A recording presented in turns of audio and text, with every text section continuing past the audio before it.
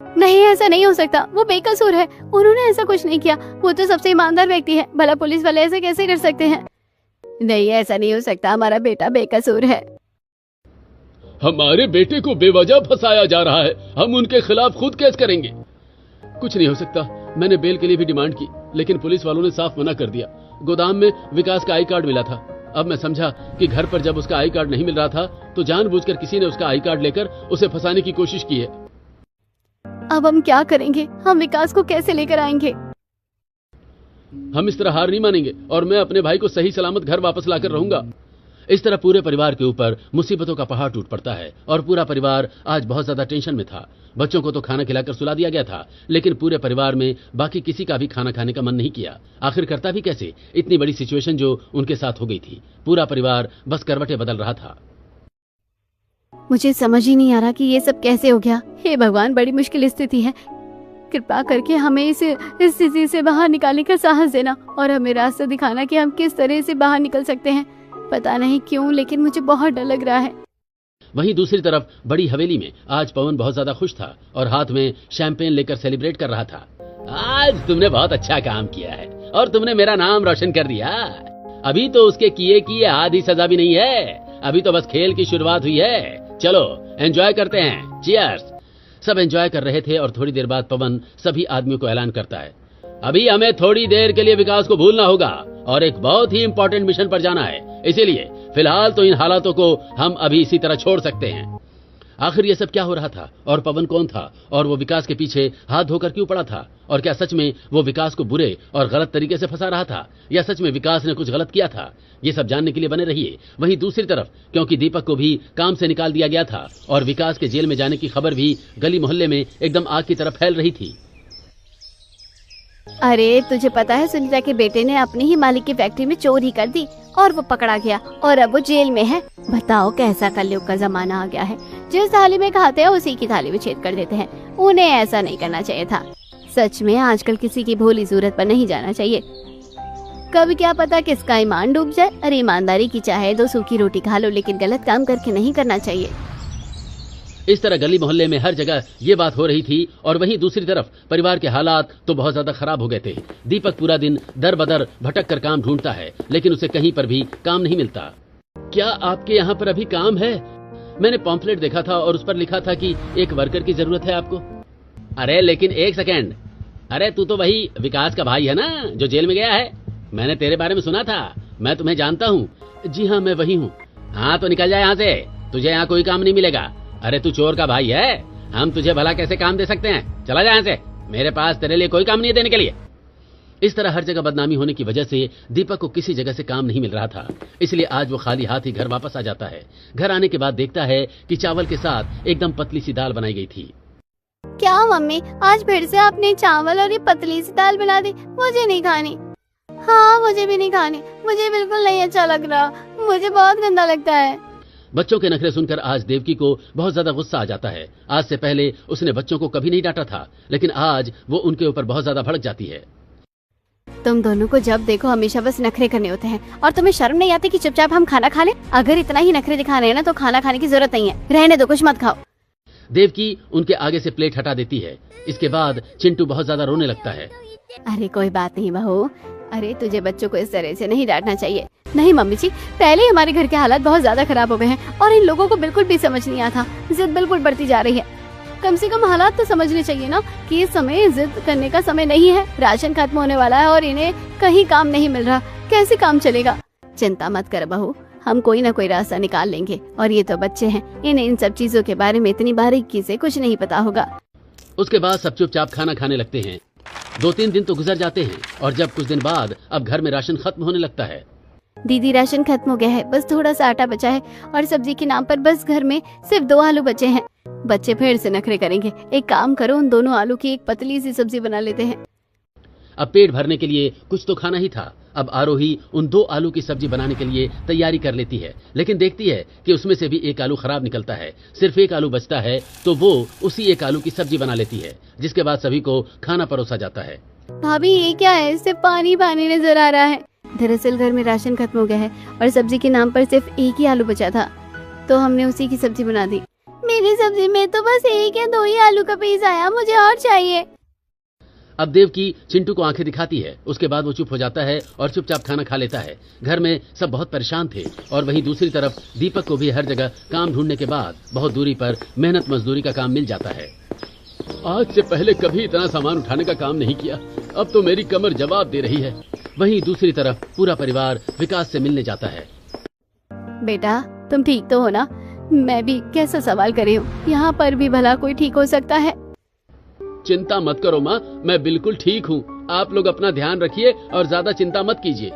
चिंता कैसे न करें बेटा, लेकिन तुम चिंता मत करो, हम तुम्हारे लिए पैसे इकट्ठा कर रहे हैं और हम जल्द ही तुम्हारी बेल करवा कर रहेंगे। मुझसे आपकी ये हालत और नहीं देखी जाती। ऐसे नहीं रोते आरोही, तुम हौसला मत तोड़ो, सब ठीक हो जाएगा। पूरा परिवार विकास से मिलकर घर वापस आ जाता है। वहीं दूसरी तरफ अब गली मोहल्ले में कोई भी उनको ठीक नजर से नहीं देखता था। पूरा परिवार घर जाकर दरवाजा खोलकर अंदर जाने लगता है तो अगल बगल में अड़ोसी पड़ोसी आपस में उनके बारे में बातें करने लगते हैं। इन लोगों को तो जरा भी शर्म नहीं आती। उस समय पूरा परिवार काफी संघर्षों से लड़ रहा था। देवकी खाना बनाने के लिए डब्बा खोलकर देखती है तो घर में खाने के लिए कुछ भी नहीं था। हम राशन लाना तो भूल ही गए। तब दीपक अपने पास से 50 रुपए निकाल कर देता है और कहता है, अभी मेरे पास सिर्फ इतने ही पैसे हैं, इनमें जो कुछ भी आता है तुम लेकर आ जाओ। देवकी जाती है और 50 रुपए का आटा खरीद लेती है। उसके बाद वो घर आती है तो देखती है बनाने के लिए कोई सब्जी नहीं है। देवकी सब्जी लेने के लिए पड़ोस के घर जाती है। आंटी जी, क्या आपके पास कुछ आलू बचे हैं? अगर 1 आलू भी है तो काम चल जाएगा। अपनी चौखट पर देवकी को देखकर सरला मुंह बनाकर अंदर जाती है और जल्दी से 1 आलू लाकर उसे दे देती है। देख, आज तो मैंने तेरी मदद कर दी क्योंकि तूने मेरी मदद की थी। और देख बहू, आज आराम से कह रही हूँ, आज के बाद हमारे घर पर आने की जरूरत नहीं है। हम अपने घर पर कोई रिस्क नहीं लेना चाहते, इसलिए तुम आज के बाद हमारे घर मत आना। इतना कहते ही सरला देवकी के मुंह पर दरवाजा बंद कर देती है और देवकी को बहुत बुरा लगता है। वो घर जाती है और आटे से रोटियां बनाने लगती है। दीदी, आप कोई सब्जी नहीं लेकर आई? सब्जी कैसे लाती? 40 से 60 रुपए किलो तो सब्जी है। फिर मैंने सोचा कि आटा लेना बहुत ज्यादा जरूरी है, इसमें कम से कम हम 2-3 दिन कुछ खा कर तो समय बिता सकते थे। खाली पेट रहना तो ज्यादा मुश्किल है और बच्चों को इस हालत में देखा नहीं जाता। साथ में आज सरला आंटी के घर गई थी, मुझे लगा था कि वहाँ से अगर 1-2 आलू मिल जाता तो उसी की सब्जी बना देती। जैसे पहले हमेशा 1 आलू की सब्जी बनाई है और उसमें काम चल जाता था। लेकिन देवकी आरोही को सारी आप बीती बताती है। इन समाज में रहने वाले समाज के ठेकेदारों का ऐसा ही होता है। जब इन्हें कुछ काम होता था तो बड़ी जल्दी आ जाते थे, लेकिन अब हर कोई हमारे बारे में बात करता है और हमें इग्नोर करता है। कोई बात नहीं, अगर बुरे दिन आते हैं ना तो अच्छे दिन भी जरूर आएंगे। कहते हैं ना, हर रात के बाद उजाला तो होता ही है। आपको ये आलू नहीं लाना चाहिए था, वहीं छोड़कर आना चाहिए था। उन्होंने दरवाजा बंद कर दिया और काफी समय से बिना सब्जी के खाना खा रहे हैं। इसमें खाने का क्या दोष? इसे 1 आलू की सब्जी बना ही देते हैं। इस तरह परिवार के ऊपर भारी संकट था, लेकिन खाने में सिर्फ सूखी रोटी थी और 1 आलू की पतली सी सब्जी, जिसकी वजह से बच्चे ज्यादा आनाकानी करते थे। लेकिन अब धीरे धीरे बच्चे भी समझ रहे थे कि घर में कुछ तो प्रॉब्लम है जिसकी वजह से ऐसा हो रहा है, इसलिए सब बिना शिकायत के चुपचाप खाना खा लेते हैं। यूं ही दिन गुजरते हैं। एक दिन बारिश का मौसम हो रहा था और गली में सब्जी वाला सब्जी बेचने आया था। अरे भैया, जरा मुझे पालक आलू गोभी सब्जी दे दो। आज तो मौसम काफी ठंडा हो रहा है, सोच रही हूँ सबके लिए गर्मा गर्म पकौड़े बना दूंगी। ये तो तुमने बहुत अच्छा सोचा, अब मेरा भी पकोड़े खाने का मन कर रहा है। मैं अभी गोभी के पकोड़े तो जरूर बनाऊंगी। ये सब बातें वो परिवार सुन रहा था और देख रहा था कि सब किस तरह पकौड़े बनाने के लिए भी सब्जी खरीद रहे हैं, लेकिन उनके पास तो सब्जी बनाने तक के लिए सब्जी खरीद सकें उसके भी पैसे नहीं थे। अभी हमारे हालात बुरे हैं, लेकिन मुझे सबसे ज्यादा विकास भैया की चिंता हो रही है। पुलिस भी कुछ नहीं कर रही है और कोई हमारी मदद करने को तैयार नहीं है। समझ नहीं आ रहा क्या होगा। मुसीबत तो एक तरफ होती है और जब ऐसे में खाना भी नसीब न हो तो मुसीबतें बढ़ती ही हैं। थोड़ी देर बाद बारिश हो जाती है और ठेले वाला वहां से अपना ठेला लेकर चला जाता है, लेकिन मिट्टी में उसका ठेला फंस जाता है और उसे निकालने के चक्कर में वहां पर कुछ सब्जी गिर जाती है। अरे यार, इसे भी अभी फंसना था क्या? और बारिश भी हो रही है और घर जाने में मैं पूरा भीग जाऊंगा। जल्दी निकल जा। जबरदस्ती ठेला निकालने पर सब्जी गिर जाती है और उसके बाद सब्जी वाला जल्दी जल्दी वहां से चला जाता है और चिंटू और मिंटू ने ऐसा होते हुए देख लिया था, इसलिए वो दोनों वहां गिरे हुए कुछ आलू और टमाटर लेकर वहां से चले जाते हैं। देखो मम्मी, हम आपके लिए कुछ आलू और टमाटर लेकर आए हैं। अरे बेटा, तुम कहाँ से लेकर आ गए? हमें ये बाहर गली में गिरे हुए मिले थे, सब्जी वाले के ठेले से गिर गए थे तो हमने वहाँ से उठा लिए। आज हमें सूखी रोटी तो नहीं खानी होगी ना? आज आप हमारे लिए आलू की सब्जी बनाओगे ना?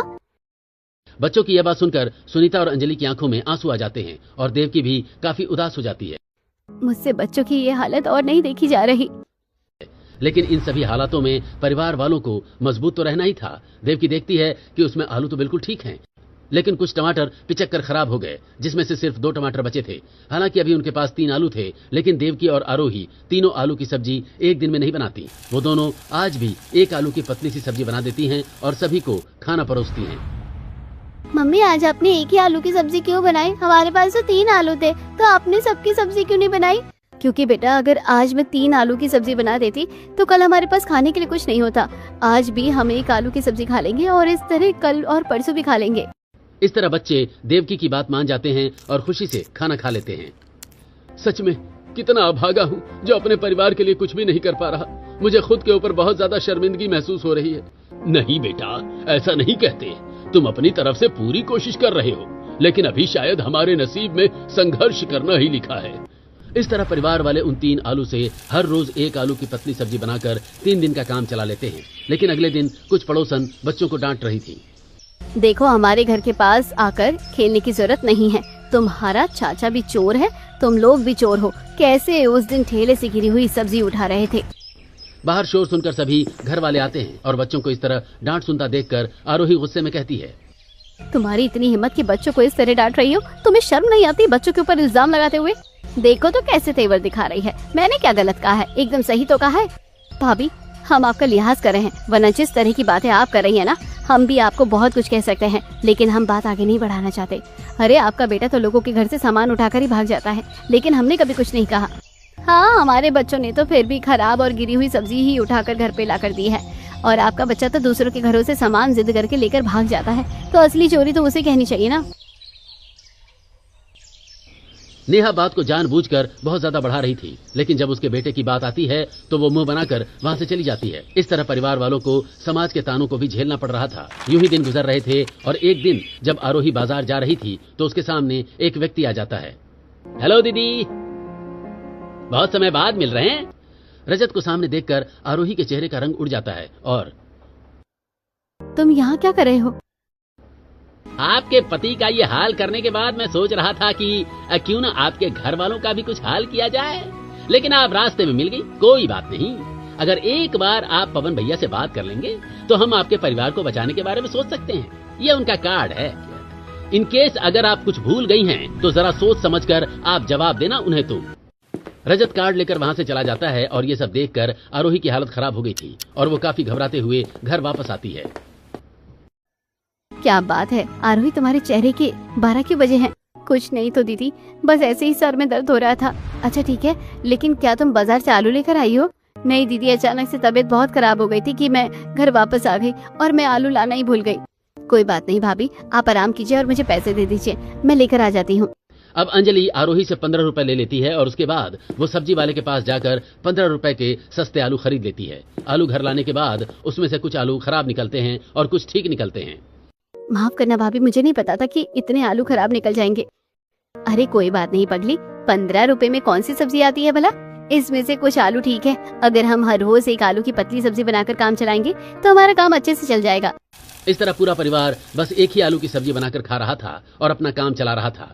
आज भी घर में सभी को रोटी के साथ एक आलू की पतली सब्जी बनाकर परोसी जाती है। सब खाना खाकर सो जाते हैं, लेकिन आरोही बहुत ज्यादा बुरी सिचुएशन में फंसी हुई थी। मुझे समझ जाना चाहिए कि इन लोगों को क्या हुआ होगा। इन लोगों से बचना सच में बहुत मुश्किल है। अगर मुझे अपने परिवार को बचाना है तो मुझे खुद को त्यागना होगा। अगले ही दिन आरोही पब्लिक बूथ पर जाती है और वहाँ पर एसटीडी से दिए हुए नंबर पर पवन से बात करती है। आप जैसा बोलेंगे मैं बिल्कुल वैसा ही करने के लिए तैयार हूँ। बस मेरे पति को जेल से बाहर निकलवा दीजिए। क्या बात है, बड़ी जल्दी उन्हें परिवार का हिस्सा मान लिया और इतना ज्यादा कि उनके लिए कुछ भी करने को तैयार हो। चलो ठीक है, इस बार तो हम आराम से बात मान जाते हैं। तुम्हारा पति कल घर वापस आ जाएगा और उसके बाद तुम हमारे साथ चलोगी। अगले ही दिन विकास को जेल से रिहा कर दिया जाता है और पुलिस वालों ने बताया कि उसे गलत इल्जाम में गिरफ्तार किया गया था और गुनहगार कोई और ही है। परिवार वाले बहुत ज्यादा खुश थे और विकास को भी घर आकर काफी अच्छा लग रहा था।